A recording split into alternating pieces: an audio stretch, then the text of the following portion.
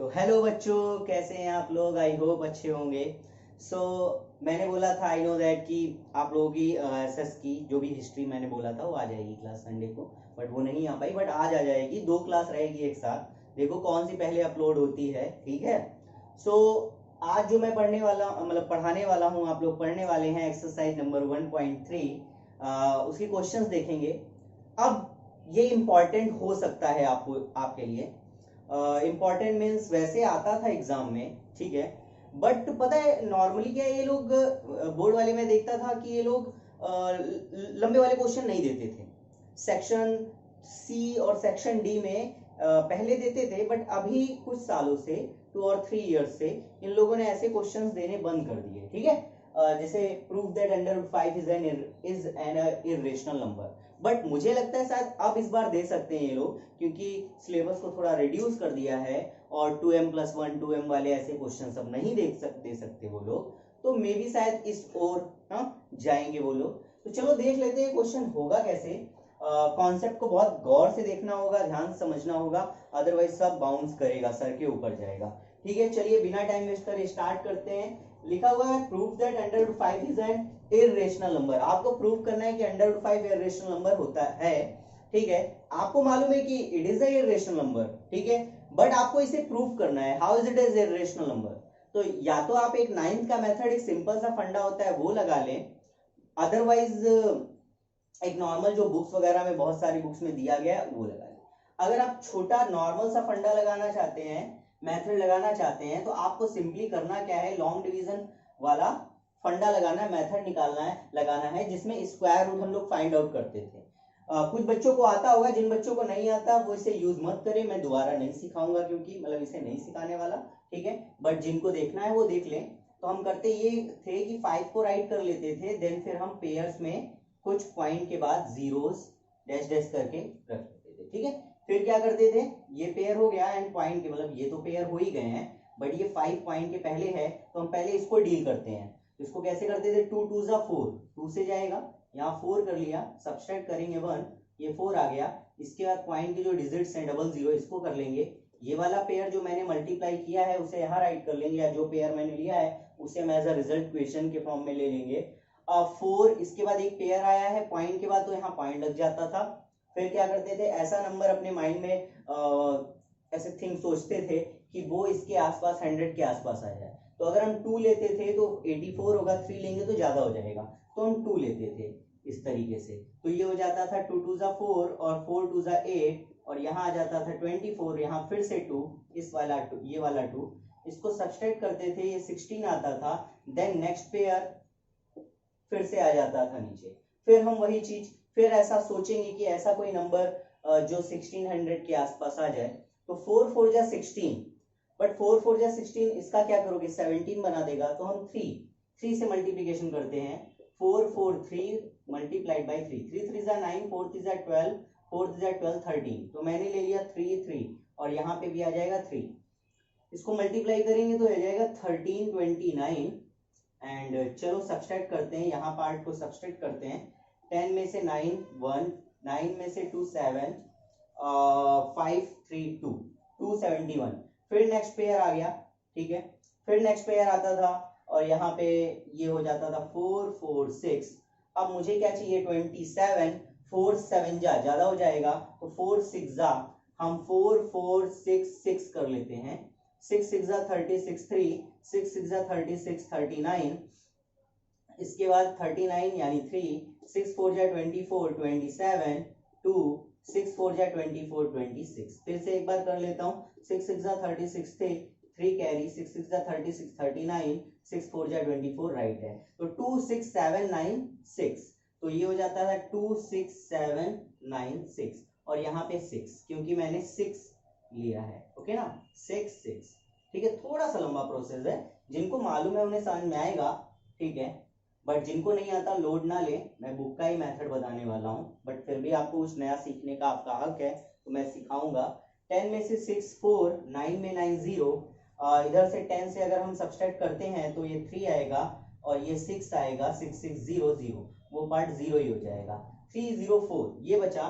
फिर से एक नेक्स्ट पेयर एक और लेकर आओ, एक और 0 लेकर आ गए हम, ये हो जाएगा 4472, 6 6 12 1 4472। अब हम क्या करेंगे, यहाँ पे हमें एक ऐसा नंबर, जैसे देखते हैं हम यहाँ पे 3 to 5, यहाँ पे अगर मैं, अभी तो 4 है, बट अगर मैं 1 ले लूं तो भी ये बड़ा हो जाता है, तो भी बड़ा हो जाता है। तो माइनस करके देख लेते हैं, 10 में से 6 4, 990, यहाँ 10 हो गया, 10 में से 7 3, और ये 6 हो जाएगा क्योंकि कैरी लिया है, ठीक है, मतलब बोरो किया है उसने। अब क्या है कि 304 अगर हम 1 कर देते हैं तो यहाँ पे 4 हो जाता है, यहाँ 3 हो जाता है, लेकिन यानी इसका मतलब ये हुआ है थोड़ा प्रॉब्लम हो गया। तो करेंगे क्या, यहाँ से एक 0 यानी एक पेयर और हम नीचे ले आएंगे इस तरीके से, और उसके लिए बैलेंस करने के लिए हम यहाँ पर एक 0 इंक्रीज भी कर देते हैं, ठीक है ना, जैसा हम लोग डिवाइड में नॉर्मल करते भी हैं। तो अब ये हमारे पास कुछ इस तरीके से नंबर बन जाता है 4 टाइम 0। आगे चलते हैं, देखते हैं, करते हैं कितना आएगा। तो 9 4 जा 36, ज्यादा हो जाएगा, तो 8 4 जा 32, 7 4 जा 7 ठीक रहेगा, तो 7 कर लेते हैं। तो 4 4 7 2 7। मैं करना क्या चाह रहा हूं, ये करता रहूंगा, फिर एक टाइम ऐसा आएगा जब ये नंबर हमारा मतलब ऐसा फील होगा कि यार ये नंबर रिपीट नहीं हो रहा है, नंबर रिपीट नहीं हो रहा है, डेसिमल के बाद ना ही वो कंप्लीट कैंसल हो रहा है, ना ही वो रिपीट हो रहा है, ना ही वो कैंसल हो रहा है कंप्लीट, ना ही वो रिपीट हो रहा है। यानी ये जो मेरा रिजल्ट आएगा √5 का, जो रिजल्ट आएगा वो कैसा आएगा, वो आएगा आपका नॉन, ऐसे लिखेंगे clearly, it is non terminating and non what, non terminating, non recurring या रिपीटिंग, रिपीट भी तो नहीं होता है, रिपीटिंग नंबर। अब हमें मालूम है कि अगर कोई नंबर नॉन टर्मिनेटिंग और नॉन रिकरिंग है तो नंबर कैसा बन जाता है, irrational number. So it is irrational number. ये हो गया एक फंडा, एक मेथड, ठीक है। बट एक जो, ये तो बहुत लंबा हो जाएगा, कितना टाइम लगेगा आप सोच सकते हैं, बहुत सारा टाइम आपका जाएगा इस चीज को प्रूफ करने में कि ये जो नंबर है वो इरेशनल है। हालांकि ये इजी मेथड है, जिन बच्चों को आता है उनके लिए बहुत इजी है, कॉम्प्लिकेटेड बिल्कुल नहीं है, बिल्कुल स्ट्रेट जा रहा है सिंपल फॉर्म में। बट ये जो मैं बताने वाला हूं इसके लिए आपको बहुत सारा कॉमन सेंस और पेशेंस की जरूरत होगी, ठीक है, समझने की, क्योंकि एक्चुअल में जो फंडा बताने वाला हूं वो मोस्ट ऑफ स्टूडेंट्स रट्टा मारना चालू कर देते हैं, वो रट लेते हैं इस क्वेश्चन को, आई मीन इसके सॉल्यूशन को पूरा रट डालते हैं, ठीक है। और रटने वाली चीजें हमारे पास कंप्लीट कभी नहीं रहती, वो एट द टाइम उसको रिवीजन करते रहना होता है, तभी वो हमारे माइंड में रहेंगी। अदरवाइज धीरे धीरे वो क्या होता है, वो फाइल इरेज होनी स्टार्ट हो जाती है, यानी गायब होनी, दबनी स्टार्ट हो जाती है, क्योंकि हमने उसको सही तरीके से नहीं समझाया। तो हम समझेंगे, तो मैं कोशिश करूंगा कि समझाने की, बाकी आपका कंसंट्रेशन आपको हेल्प करेगा, ठीक है। तो क्या कह रहा, prove that √5 is an irrational number. तो हम इसका जस्ट अपोजिट लेट करेंगे, हम ये लेट कर लेंगे कि भैया √5 इरेशनल नहीं है, ये रेशनल है, तुम सही हो। ये सिंपल वही चीज होती है कि मान लीजिए आपसे कोई कह रहा है कि चलो प्रूफ करके दिखाओ कि ये रेड कलर की टी शर्ट है, ठीक है, तो ये रेड कलर की टी शर्ट है, तो तुम क्या करोगे, चलो ठीक है मान लेते हैं रेड की नहीं है, ब्लैक कलर की टी शर्ट है, तो ठीक है, अगर ब्लैक कलर की टी शर्ट है तो सन की सारी लाइट को एब्जॉर्ब कर लेनी चाहिए, ठीक है, सन की सारी लाइट एब्जॉर्ब नहीं कर रही है, तो ये ब्लैक तो नहीं है। तो अगर ब्लैक, अजीब सा बता रहा हूँ, आई नो दैट, बट इसी तरह का फंडा, मतलब अब ये ब्लैक नहीं है, तुम्हारे अकॉर्डिंग अब ब्लैक नहीं है, तो ब्लैक नहीं है तो फिर क्या है, रेड होगी। ऐसा जो है और भी कलर हो सकती है, लेकिन बात हो रही थी रेड पे, तो तुमने जस्ट अब कुछ और लेट कर लिया, ब्लैक, या चलो रेड नहीं है ब्लैक है, तो ब्लैक नहीं है तो फिर रेड है, ऐसा कुछ होता है, ठीक है। तो चलो बिना टाइम वेस्ट करे चलते हैं, हम क्या कर लेंगे, लेट कर लेंगे, let √5 is a rational number. क्या है भाई, मैंने लेट कर लिया, ये रेशनल नहीं है, ये रेशनल है। तो अगर ये रेशनल है तो इसका कुछ स्टैंडर्ड फॉर्म होगा, सिंपलेस्ट फॉर्म में राइट कर सकते होंगे इसको, ठीक है। सो या एंड करके आप आगे बढ़ा सकते हैं, and let its simplest form, its simplest form, हर एक रेशनल नंबर अपने सिंपलेस्ट फॉर्म में होना चाहिए, and its simplest form is p/q। किस फॉर्म में है भाई, p/q के फॉर्म में है, रेशनल नंबर तो p/q के फॉर्म में ही होता है ना, ठीक है। Where q does not equal to 0, ये आपको लिखने की जरूरत वैसे तो नहीं है। सो पी बाई क्यू, क्योंकि रेशनल नंबर आप पहले से लेट कर रहे हैं, so let its simplest form is p by q where the highest common factor HCF, क्योंकि सिंपलेस्ट फॉर्म में तो इसका एचसीएफ कितना होगा, the highest common factor of p and q. ये जो मेरा न्यूमरेटर और डिनोमिनेटर उसका हाईएस्ट कॉमन फैक्टर आपने क्या, तो क्या होना चाहिए, so where the HCF of, मैंने जहां पे पी एंड क्यू, क्योंकि सिंपलेस्ट फॉर्म में है तो मैं मस्ट वस्ट वाले वर्ड यूज नहीं कर रहा हूं, P and Q is 1, P and Q is 1, simple, जहां ये होना ही चाहिए। क्लियर है, अब आगे चलते हैं। सो मैंने यहां से सोल्यूशन स्टार्ट किया, जहां मैंने राइट करा पहले से ही कि let under 5 is a rational number and let its simplest form is p by q where the HCF of p and q is 1। आगे चले, ठीक है। So we can write the given statement as, कैसे, ऐसे, so p by q is equal to under root 5, इस form में होगा, बिल्कुल होगा। हम q को सेकंड साइड लेकर आएंगे तो p is equal to under root 5 q हो जाएगा, हाँ बिल्कुल हो जाएगा। आप क्या करेंगे, ये जो अंडर रूट 5 है इसको किसी तरीके से हम एक रेशनल में कन्वर्ट करेंगे, मतलब एक नॉर्मल से होल नंबर और नेचुरल नंबर में कन्वर्ट करूंगा, तो स्क्वायरिंग बोथ साइड, तो जब भी स्क्वायरिंग बोथ साइड करूंगा, स्क्वायरिंग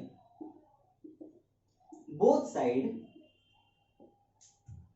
स्क्वायरिंग बोथ साइड, तो ये क्या हो जाएगा, ये हो जाएगा पी स्क्वायर, और ये अंडर रूट 5 का स्क्वायर 5 होता है, और ये हो जाएगा क्यू स्क्वायर, तो p square is equal to 5q square बन गया। क्लियर है, आप इसे इक्वेशन नंबर 1 डाल दीजिएगा।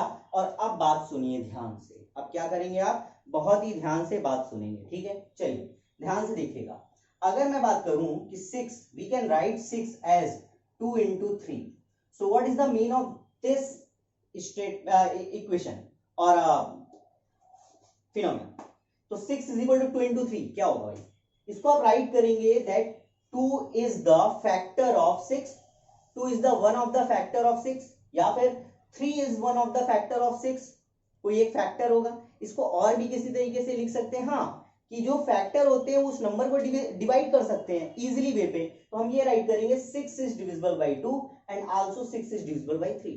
क्लियर हुआ, बहुत ही सिंपल सा फंडा है, ध्यान सुनिए। जैसे सपोज मेरे पास लिखा हुआ है 12 और 12 को आपने लिख दिया 2 into 2 into 3, what is the mean of this, आप बोलेंगे 12 is divisible by 2 and 12 is divisible by 3। Clear हुआ, अगर कोई नंबर इस फॉर्म में लिखा रहता है तो उसके जो फैक्टर्स होते हैं वो इसको इजीली कंप्लीटली डिवाइड कर सकते हैं, ठीक है। अब मैं और भी कुछ लेता हूं, जैसे सपोज दैट मेरे पास लिखा हुआ है 8 और मैंने लिख दिया यहाँ पे 2m, क्या लिख दिया, 8 और 2m लिख दिया, तो इसका क्या मतलब हुआ, इसका मतलब ये हुआ कि 8 is divisible by 2, सिर्फ 2 से डिवाइड करेगी, बिल्कुल नहीं, m से भी डिवाइड करेगा। तो आप ये भी लिख सकते हैं कि 8 divisible by m, 8 is divisible by m, तो 2 से भी डिवाइड करेगा, m से भी डिवाइड करेगा। क्यों, क्योंकि ये देखिए फैक्टर का यही तो फंडा होता है। ये 2m जो लिखा है, 2m का क्या मतलब हुआ है, 2m का मतलब यही तो हुआ ना, 2 into m, और मेरे पास ये सपोज 8 के फॉर्म में है, चलो 8 हटा के मैंने p कर दिया, तो इसका क्या क्या मतलब, अगर ये p है तो ये जो p है वो 2 से भी डिवाइड होगा और m से भी डिवाइड होगा। कुछ क्लियर हो गया, आई होप समझ में आ गया होगा, ठीक है। तो चलो अब आगे की कहानी चलते हैं। चलिए ध्यान से देखिए, अब यहाँ पे वही सिस्टम है, क्या सिस्टम है, देखिए p square is equal to 5 into q square, तो आप इसको ऐसे लिख सकते हैं ना, so p square is divisible by what 5, p square is divisible by 5, और अगर वो 5 से डिवाइड है, अगर वो 5 से डिवाइड है तो सो p is also divisible by, p is also divisible by 5। नहीं आसान में क्या बोला मैंने बोला कि अगर p स्क्वायर 5 से डिविजिबल है, तो अगर स्क्वायर डिविजिबल है तो जो पर्टिकुलर नंबर है यानी ओरिजिनल नंबर है वो भी तो 5 से डिविजिबल ही होगा। सिंपल सा फंडा था, ठीक है। अब देखिए खास चीज, नेक्स्ट क्या, सपोज दैट मेरे पास यहाँ पे एक नंबर है, ऐसे मतलब एक लैंग्वेज है, इस तरीके से लिखा हुआ है कि n is divisible divisible by, मैंने बोल दिया 4, n इज डिविजिबल बाई 4, ऐसे मैंने लिख दिया। तो इसका क्या मतलब हुआ? इसका मतलब ये हुआ कि n जो है उसका मतलब 4 जो है, ये 4 ये n का फैक्टर है, वन ऑफ द फैक्टर है। क्या है? n is divisible by 4, that means 4 is the factor of n, 4 is the factor of n। और ये क्या मैंने लिख दिया 4 इंटू समथिंग। अब समथिंग के प्लेस पर m लिख दीजिए। क्यों सर? जरूरी है क्या सिर्फ 4 से ही डिविजिबल हो? अगर आप फैक्टर करेंगे, ये जो n है जरूरी है वो 4 के इक्वल है। भाई अगर मैंने बोल दिया कि 4 जो है वो 2 से डिविजिबल होगा, तो क्या जरूरी है कि 4 इज इक्वल टू 2 होगा? नहीं, 2 इंटू समथिंग होगा ना। अब आप जानते हैं कि ये जो समथिंग है वो कैसे फाइंड आउट होगा? कैसे? इन दोनों को डिवाइड कर दीजिए। तो 4 को आप लिख देते हैं इजिली वे पे 2 इंटू 2। बट मुझे अभी नहीं मालूम, n के रेफरेंस में मुझे नहीं मालूम कि ये क्या होगा, n is equal to 4m होगा या 4n होगा, 4p होगा, 4q होगा, बट सिर्फ और सिर्फ ओनली 4 नहीं होगा। ठीक है ना? क्लियर है? ओके, चलो अब आगे चलें। तो मैंने क्या बताया? मैंने बताया अगर लिखा हुआ n इज डिविजिबल बाई 4, तो आप इसको लिख सकते हैं n is equal to 4 into something, 4 into something. तो अब यहां पे भी देखिए, अगर लिखा हुआ है p is also divisible by 5, तो इस लाइन को आप किस तरीके से फ्रेम कर सकते हैं? आप लिख सकते हैं p is equal to 5 into something, 5 into something, वही तो बात हुई। देखो p इज डिविजिबल बाई 5, जो कि मैंने यहां बताया था। क्लियर है? चलो अब आगे चलते हैं। इस लाइन को आप याद रखिएगा, ये वाली लाइन ये वर्क करेगी, अभी आगे इसका यूज है। तो p is equal to 5m हो गया। नेक्स्ट आप करेंगे squaring, again squaring both side. ठीक है? तो अब मैं इधर कर दे रहा हूं, इधर कर दे रहा हूं। ठीक है? तो चलो अब हम स्क्वायर कर देते हैं यहाँ पे। ठीक है? तो यहाँ पे फिर से आपको राइट करना है स्क्वायरिंग बोथ साइड। ठीक है? फटाफट करते हैं और देखते हैं क्या मिलेगा। तो जब मैं इसको स्क्वायर करूंगा बोथ साइड, तो ये हो जाएगा पी स्क्वायर, 5 का स्क्वायर कितना हो जाएगा 25, और m का स्क्वायर m स्क्वायर। ठीक है? अब क्या करेंगे? सेम फिर से वही फंडा जैसे कि मैंने यहाँ यूज किया था। बट अभी रुक जाओ, बहुत जल्दी हो जाएगी। हम करेंगे क्या, थोड़ा सा यहाँ पे सीन अलग रहेगा कि यहाँ मैंने इक्वेशन नंबर 1 से, क्योंकि याद रखो हमने p की वैल्यू मतलब या p के फॉर्म में कुछ एक चीज लेकर आया, जैसे p इज डिविजिबल बाई 5, ऐसा कुछ। तो अभी मेरे को क्या करना है, अभी q को भी इसी तरीके से कुछ लाना है। क्यों करेंगे आपको लास्ट में पता चल जाएगा। तो अभी क्या करना है, क्वेश्चन नंबर फर्स्ट, ये पॉइंट याद रखना, ये मैं ऐसा क्यों कर रहा हूं कि पी स्क्वायर की वैल्यू यहाँ पुट कर रहा हूं, क्योंकि मैं यहाँ पे डायरेक्ट लिख सकता हूँ कि P square is divisible by 25, ऐसा लिख सकता हूँ, कोई गलत नहीं होगा। बट अभी हम ये नहीं करेंगे, हम इसको यहाँ वैल्यू पुट करेंगे। क्यों? क्वेश्चन आएगा आपके माइंड में, ऐसा क्यों कर रहे हैं आप, उसका रीजन मैं अभी थोड़ी देर में दे दूंगा। तो आप पुट करिए, तो ये हो जाएगा 5q square is equal to 25m square. ठीक है? अब इस 5 से इसको डिवाइड कीजिए, ये कहां से आया आप यहां लिख देंगे फ्रॉम इक्वेशन नंबर फर्स्ट। ठीक है? अब 5 से डिवाइड कीजिए, तो ये हो जाएगा q square is equal to 5 5 से 25, 5m स्क्वायर। क्लियर है? अब क्या करेंगे, अब सेम इस वाली लैंग्वेज से देखिए, ये वाली दो लाइन आई, अब सॉरी इस वाली इक्वेशन से ये दोनों लैंग्वेज आई, यहां पर भी आपको यही करना है। सो q square is divisible by क्या 5, q square is divisible by 5, और अगर q स्क्वायर डिविजिबल है तो q भी होगा। सो q is also divisible by 5। Clear है ना? पक्की बात? ठीक है, अब बात आगे बढ़ाते हैं। यहां ध्यान से देखिए, जो q है वो 5 से डिवाइड हो रहा, और जो p है वो भी 5 से डिवाइड हो रहा। तो सर तो क्या करें हम, डिवाइड हो रहा तो हो रहा। तो चलो अभी बता रहे बच्चा, बहुत जल्दी में रहते हो।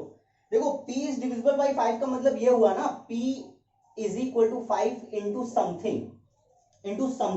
अब उस समथिंग के प्लेस पर मैंने क्या लिखा था बताओ, m लिखा था। p इज डिविजिबल बाई 5 का मतलब कि p is equal to 5 into something, यानी 5 is the factor of p।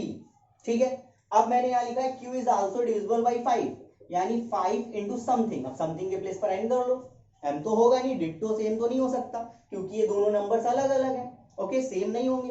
तो p is equal to 5 into something and q is also is equal to 5 into something. क्या मतलब इसका हुआ कि जो 5 है वो q का भी फैक्टर है और 5 p का भी फैक्टर है। तो सर अरे तो देखो ना, ये देखो कॉमन आ गया कि नहीं, ये जो फैक्टर है ये कॉमन नहीं आ रहा, तो जब फैक्टर कॉमन आ जाता है तो उसे हम क्या बोलते हैं, HCF यानी highest common factor.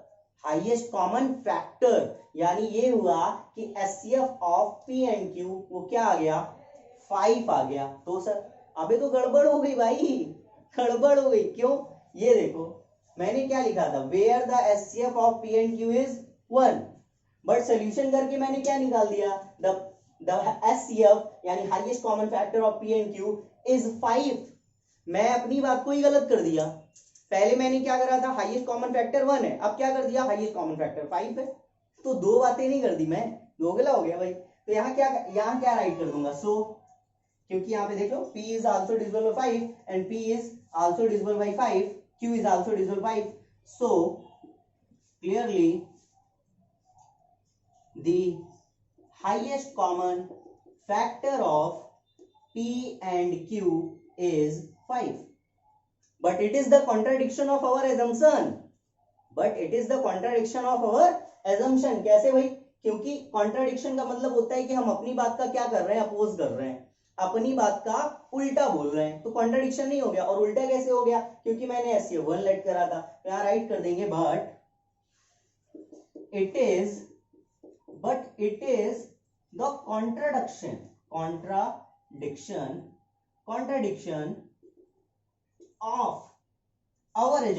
of our assumption मतलब जो हमने assume किया था, of our assumption क्या,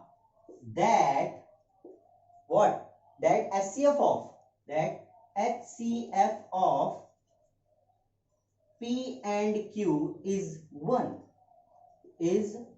तो अगर मेरा जो स्टेटमेंट है उसका कॉन्ट्राडिक्शन मिल गया तो सारी की सारी यानी पूरी स्टेटमेंट का क्या हो गया, कॉन्ट्राडिक्शन हो गया। मींस कि अगर ये बात गलत तो ये इसके सिंपलेस्ट फॉर्म में नहीं है, यानी ये भी गलत हो गया, तो फिर ये बात भी गलत हो गई कि √5 इरेशनल नंबर नहीं होगा। क्लियर है, तो यहां राइट कर देंगे, सो √5 इज नॉट रेशनल नंबर। सो अगर रेशनल नंबर नहीं तो क्या है, इरेशनल नंबर है, ठीक है। सो √5 इज नॉट रेशनल नंबर। तो अगर रेशनल नंबर नहीं है तो क्या है, hence √5 is irrational number. Clear है, हो गया, खत्म यार, कहानी खत्म। ठीक है, नोट करो फटाफट और अच्छे से 2-3 बार लगा लेना। मतलब मैंने √5 करा, फिर √2 तुम लोग खुद प्रैक्टिस करो, √7 भी प्रैक्टिस करो। इससे क्या है ना, जब बहुत सारा बार इसको प्रैक्टिस कर लोगे तब तुमको ये क्लियर होगा, ऐसे नहीं क्लियर हो जाएगा। भाई मैंने भी प्रैक्टिस करी तब मुझे आया ना ये सारी लैंग्वेज हुआ, या किस तरीके से, जहां जैसे यहाँ पे आप फंसते हैं। तो अब हाँ बात आती है कि मैंने ये स्टेटमेंट क्यों यूज करी, यहाँ पे मैंने क्यों ऐसा यूज करा। तो सेम यहाँ पे मैं p² जो है 25 यानी 25 is the factor of p² या p² इज डिविजिबल बाय 25 लिख सकता था, बट मैंने ऐसा नहीं किया। क्यों नहीं किया, क्योंकि मुझे ये प्रूफ करना था ये जो p है उसका 5 एज अ फैक्टर है, एंड जो 5 है वो q का भी फैक्टर है। आई मीन q जो है वो 5 आई मीन q का फैक्टर 5 है।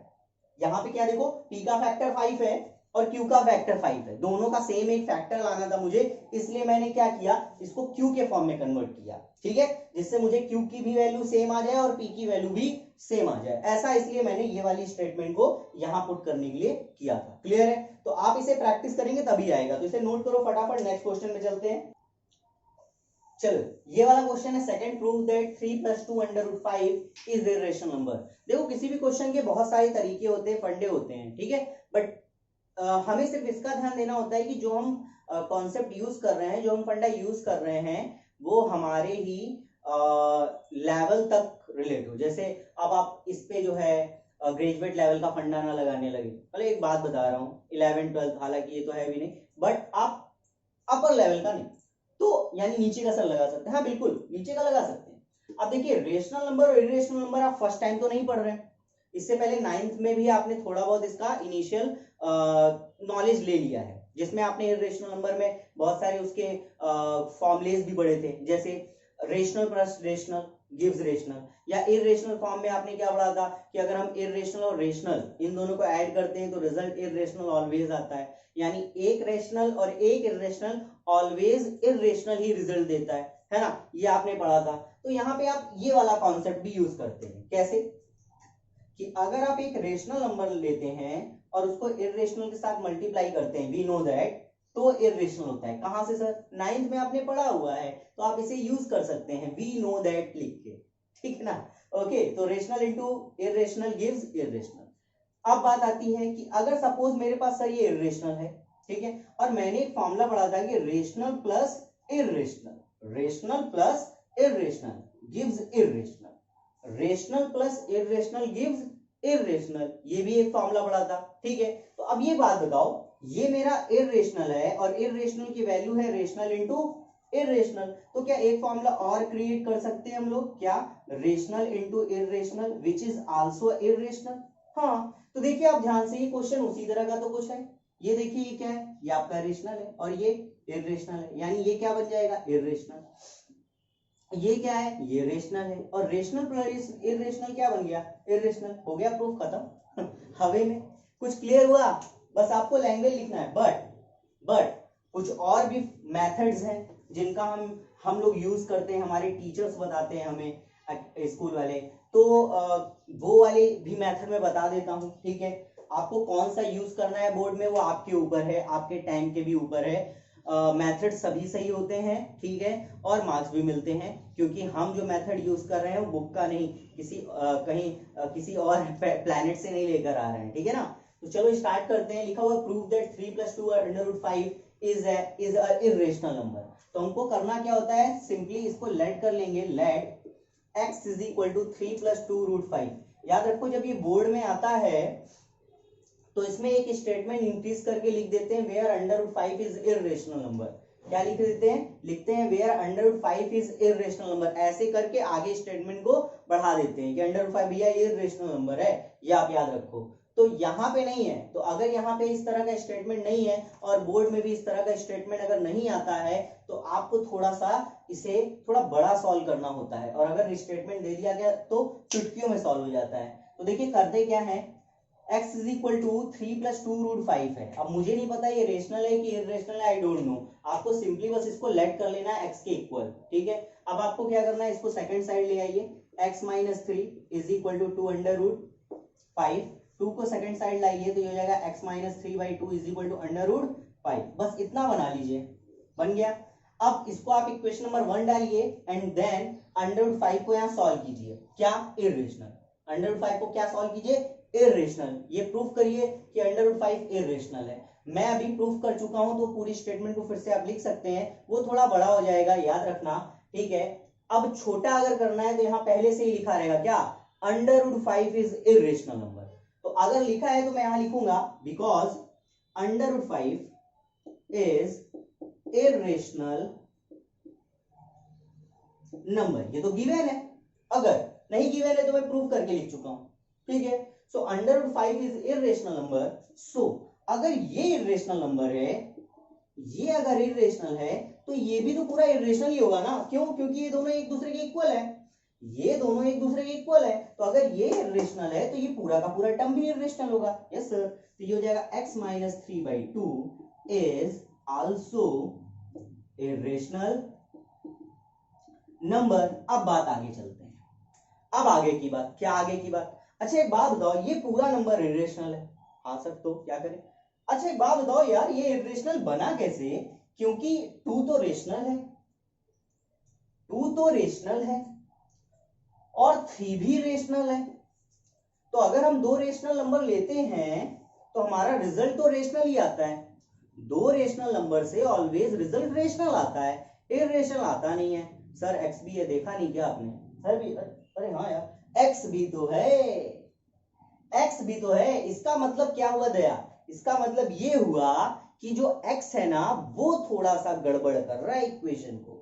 3 तो रेशनल है, नो डाउट, 2 भी रेशनल है, नो डाउट, लेकिन आंसर इर्रेशनल आ रहा है। क्या रीजन है? रीजन ये है कि x आई थिंक इरेशनल होगा, क्योंकि मैंने बताया था कि एक आई मीन बोलते हैं ना कि पूरे एक नदी में या नहर में या तालाब में एक गंदी मछली पूरे मछली को बर्बाद कर देती है, खराब कर देती है, सेब सड़ा है, बहुत कहानी सुन चुके हैं आप लोग। तो सेम चीज है, ये वही काम करता है। हमारी पूरी इक्वेशन में जो x है वो ऐसा कल्प्रिट है जो पूरे के पूरे इस इक्वेशन को क्या बना रहा है, इरेशनल बना रहा है। इसका मतलब ये हुआ ये तो रेशनल है, ये रेशनल है, यानी ये बंदा चोर है। तो हम क्या राइट करेंगे, सो x minus 3/2 is irrational number, ठीक है, और यहां राइट कर देंगे सो x is irrational number. Sir direct रुक जाओ, बता रहा हूं, irrational number. So x is irrational number because 2 and 3 is rational number, ठीक है ना। ये तो भाई रेशनल नंबर है, तो यही हमारा क्या होगा, इरेशनल होगा। अब x इरेशनल है। अच्छा एक बात, थोड़ा ऊपर चलते हैं, टक टक टक टक यहां पहुंच गए। अब ये देखो जरा, x किसको लेट करा था, 3 + 2√5, ये क्या बन गया, इरेशनल। तो ये क्या बन गया, इरेशनल। हो गया काम खत्म। नहीं ऐसा नहीं है, मैंने क्या बताया, मैंने बताया यहां पे x प्रूफ कर दिया इरेशनल। अगर x इरेशनल है तो x की वैल्यू क्या है, 3 + 2√5, और नीचे क्या लिखा हुआ है, सॉरी ऊपर, is irrational number, hence proof, खत्म। कुछ क्लियर हुआ, नोट कर लो फटाफट। चलिए नेक्स्ट क्वेश्चन, थर्ड, क्या लिखा हुआ है, लिखा हुआ है prove that the following are irrational number. ये जो 3 क्वेश्चंस है वो इरेशनल नंबर प्रूव करना है आप लोगों को, बिल्कुल इजी है। अभी जो मैंने क्वेश्चन कराया था डिट्टो वैसे ही सॉल्व होगा। तो क्या, सबसे पहले लेट करो, लेट क्या, x = 1/√2, क्लियर है, ओके वेरी गुड। अब क्या करेंगे, इन दोनों का रेसिप्रोकल कर दो दोनों साइड। तो इसको हम और इस कैसे लिख सकते हैं, जब रेसिप्रोकल करेंगे, यहाँ नीचे 1 है तो ये 1/x हो गया, और ये जब ऊपर जाएगा तो ये √2/1 हो जाएगा। लेकिन इसके नीचे 1 लिखने की कोई जरूरत नहीं, जैसे x के नीचे 1 नहीं है, तो इसको मैं सिंपली क्या राइट करूंगा, सिर्फ √2, क्लियर है, ओके। अब एक बात बताओ, अंडर यहाँ पे मैंने पहले बताया, पहले से ही सब चीजें डिनोट पहले से ही लिखी रहेगी कि √2 इज अ इरेशनल नंबर। और अगर नहीं है, जैसे इस क्वेश्चन में नहीं है √2 इरेशनल नंबर नहीं दिया गया है, गिवन ही नहीं है, तो करेंगे क्या, सबसे पहले √2 को प्रूफ करना है आपको, क्या, कि ये इरेशनल नंबर है। कैसे बताया मैंने आपसे, सबसे पहले इसको स्टैंडर्ड फॉर्म में राइट करिए, p/q = √2, इसको उधर लेकर जाइए तो p = √2q हो गया, p² = 2q² हो गया। तो p इज डिविजिबल बाई किससे हो जाएगा, 2 से हो जाएगा। हाँ मालूम है, एक लाइन मिस कर रहा हूँ, p² वाला एक लाइन मिस करके मैंने डायरेक्ट लिखा p इज डिविजिबल बाई 2। आप क्या करेंगे, अगर p 2 से डिविजिबल हो रहा है तो p को हम 2m के इक्वल लिख सकते हैं, तो p² = 4m² हो गया, p² की वैल्यू यहाँ पुट कर दीजिए, तो 2q² = 4m² हो गया, तो q² = 2 से डिवाइड कीजिए, 2m² हो गया। अब अगर ये 2m² है, that means 2 is divisible by q², I mean q² is divisible by 2, q² यानी q, सिर्फ q लिखते हैं, q is divisible by 2, है ना, q जो है वो 2 से डिविजिबल हो जाएगा। अब ध्यान से ये दोनों लाइन देखो, मिक्स करके देखो कि इसका मतलब ये हुआ HCF, क्या निकल आया, p और q का 2 आ गया, बट हम लेट क्या करेंगे 1, तो हमारा ये क्या हो गया, कॉन्ट्राडिक्शन हो गया, कॉन्ट्राडिक्शन हो गया तो √2 रेशनल हुआ कि इरेशनल, ये इरेशनल हो गया प्रूफ खत्म। तो आपको लैंग्वेज लिख देना है, इरेशनल बन गया। अब यहाँ पे उस लाइन का यूज करना है, यहाँ क्या राइट करेंगे, बिकॉज √2 इज इरेशनल।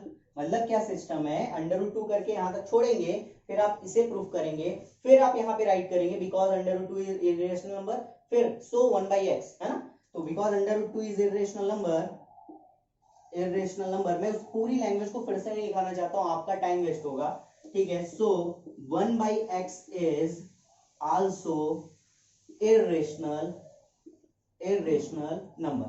अब एक कॉमन सेंस यहाँ डायरेक्ट यूज करेंगे, क्या कि देखो भाई, अगर ये 1/x इरेशनल है तो ये तभी पॉसिबल है क्योंकि 1 तो रेशनल है, तो ये तभी पॉसिबल है ना जबकि x रेशनल हो। सो यहाँ राइट कर देंगे, सो x इज इरेशनल नंबर।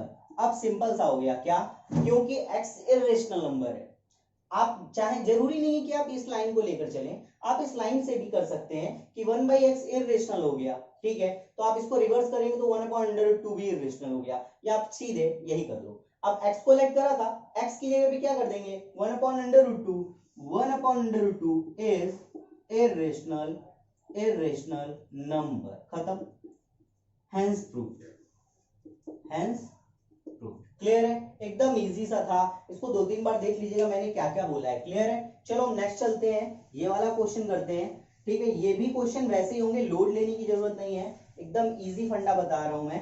7/5 है, पहले लेट कर लो, लेट करो x इज इक्वल टू 7/5, क्या करेंगे 7 नीचे लेकर आओ, x/7 इज इक्वल टू √5। अब ये बताओ √5 क्या है, इरेशनल है, तो because √5 is irrational number, so x/7 is also irrational number। अब 7 तो रेशनल है, so x is irrational number। अब x अगर irrational है तो x की वैल्यू क्या थी 7/5, so 7/5 is irrational number, और ये हो गया आपका hence proof. I hope clear हो गया होगा आप लोगों को, सेम यहाँ पे भी यही करना है, तो ये हो गया आपका होमवर्क। ओके, तो आई होप इतना क्लियर हो गया होगा, आप लोगों को समझ में आ गया होगा, ठीक है। एक्सरसाइज 1.3 यहाँ पे समाप्त होती है, एंड होता है इसका। अब बचा आपके पास एक एक्सरसाइज 1.4, जिसमें बहुत सारे नए कॉन्सेप्ट आपको सीखने को मिलेंगे, नए नए फंडे सीखने को मिलेंगे थोड़ा बहुत, और वो एमसीक्यू के लिए रिलेटेड है, ठीक है, मतलब इंपॉर्टेंट है एमसीक्यू से, ठीक है, उससे रिलेटेड है, उसके लिए ही इंपॉर्टेंट है। अगर एमसीक्यू बहुत सारे करते हैं आपके बोर्ड एग्जाम में, तो वहां से क्वेश्चन जरूर बनने वाला है, ठीक है। बस इतना ही है, और बचा ये जैसे 1 2 3 4 मैंने बोला था खत्म हो जाता है, वैसे फिर वो टारगेट वाला सिस्टम चालू हो जाएगा, जिसमें आपके बहुत ही धांसू क्वेश्चंस रहेंगे, तो जो भी इंटरेस्टेड है वो उस क्लास को जरूर देखेंगे। ओके, ठीक है, आज के लिए इतना ही रहेगा, और अच्छे से रिवाइज कर लीजिए, पढ़ते रहिएगा, ठीक है। मतलब इसी तरीके से रिलेटेड बहुत सारे क्वेश्चन, हालांकि मैं होमवर्क देता हूं, ठीक है, आप करिए, ईमानदारी से करते रहिए, प्रैक्टिस जितना करेंगे उतना ही सही रहेगा, क्योंकि देखिए एग्जाम तो होने वाला है, सिलेबस रिड्यूस कर दिया तो एग्जाम तो होने ही वाला है, ठीक है। अब देखिए कब ये लोग किस तरीके से ऑफलाइन क्लासेस स्टार्ट करते हैं, करेंगे तो भी तब तो होगा ही होगा, नहीं भी करेंगे तब भी इस तरीके से आप देख ही रहे होंगे आपके स्कूल वाले कि आपका कोर्स आगे लेकर जा रहे हैं, यानी वो तो पढ़ा ही रहे हैं, तो आपका किसी ना किसी तरीके से एग्जाम तो होगा ही, तो इसलिए बी केयरफुल, प्रिपेयर करते रहिए, ठीक है, छोड़िए मत, नहीं तो फिर आपको प्रॉब्लम होगी। ओके, ठीक है, इतना ही काफी रहेगा।